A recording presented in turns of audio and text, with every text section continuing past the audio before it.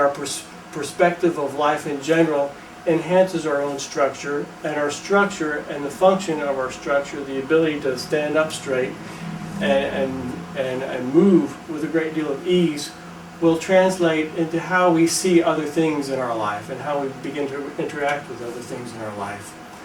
And one of the aspects of balance in the structure was this idea of tensegrity that Ida talked about. Buckminster Fuller used to talk about this.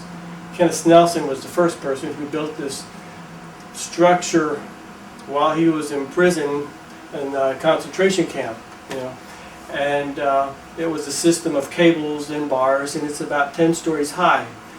And it is a structure which has no center point, but is simply balanced by the tension and compression of these poles and cables, so that you can kind of pull on it and everything up above begins to move a little bit. And Bucky Fuller took this idea and started creating geodesic domes. The idea was that if you begin to have a structure that has inherent strength, in other words, the quality or the strength of the material itself, and we're not using steel girders, we're using fairly light materials. In fact, a good example of tensegrity is an egg, a chicken egg. Something that's so delicate it can crack if you drop it on a hard surface, but yet if you try to squeeze it with your hand, the egg simply will not break no matter how strong you are. So the structure, the inherent strength of the design of the structure is what gives it its strength.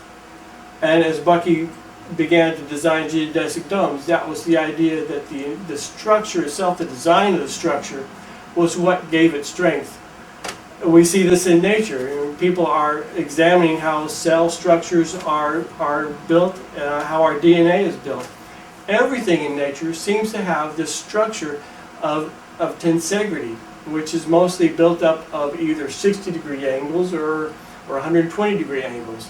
Nowhere in nature do you see 90-degree angles. It's not a very strong structure. So in Rolfing, when we begin to balance a structure and we begin to see a sense of tensegrity in the body, we're thinking in terms of not only does gravity hold this body down to earth, but it also begins to lift things up when there is a better balance, when there is a sense of tensegrity, when there is a balance between the compression and a balance between the tension forces in the body, so that there's a certain amount of span.